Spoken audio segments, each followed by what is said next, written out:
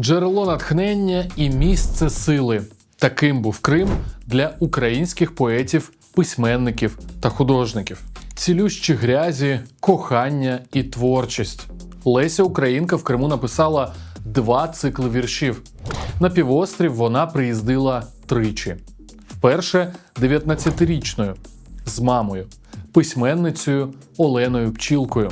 Рік прожила в Саках та Кезлеві, Євпаторії, лікувала сухоти і написала цикл віршів «Кримські спогади». Через 6 років Крим для Лесі Українки став місцем кохання. У Ялті вона познайомилася із Сергієм Мержинським, білоруським марксистом, який був її близьким другом та прототипом ліричних героїв у творах. Закохана, вона написала цикл «Кримські відгуки». З Мержинським разом піднімалися на Айпетрі та разом лікувалися. Він від туберкульозу легень, вона від туберкульозу кісток. Леся і Сергій так і не побралися, бо він кохав іншу. Пізніше поетеса вийшла заміж за Климента Квітку, з яким познайомилася в Криму, теж під час лікування сухот. Там вони провели свій медовий місяць. А ще досліджували кримськотатарську культуру та збирали орнаменти. Джерелом натхнення Крим був і для українського письменника Михайла Коцюбинського, автора легендарної повісті «Тіні забутих предків», екранізація якої в списку кращих стрічок світу Гарвардського університету.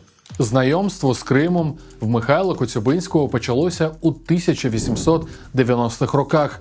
На півострів він поїхав як старший розслідувач філоксерного комітету для подолання нашестя виноградної тлі. Ще тоді Коцюбинський, який знав 9 мов, зацікавився кримськотатарською. Завів собі зошита і записував кримськотатарські слова, а під час спілкування з кримськими татарами вивчив мову. Кримським татарам Михайло Коцюбинський присвятив свій цикл новел, розповідав про їхній побут, звичаї, а також описував природу Криму. Власне, новели Коцюбинського лягли в основу фільму «Татарський триптих», який у 2004 році зняв режисер Олександр Муратов.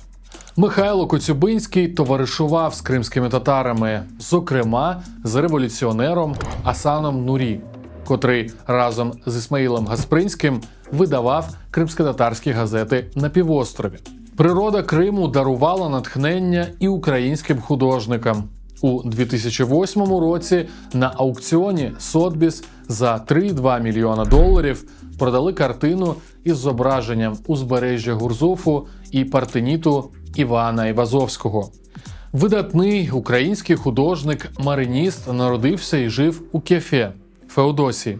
Більшість із понад 6 тисяч полотен майстра присвячені Чорному морю та кримським краєвидам. Був відомим у Феодосії меценатом. В 1880 році він відкрив у своєму будинку виставковий зал, який згодом став Феодосійською картинною галереєю імені Айвазовського. Джерелом натхнення Крим був і для відомого учня Айвазовського Архипа Куінджі. Він мав урумське походження, а його предки були з Криму. Куінджі деякий час жив на півострові.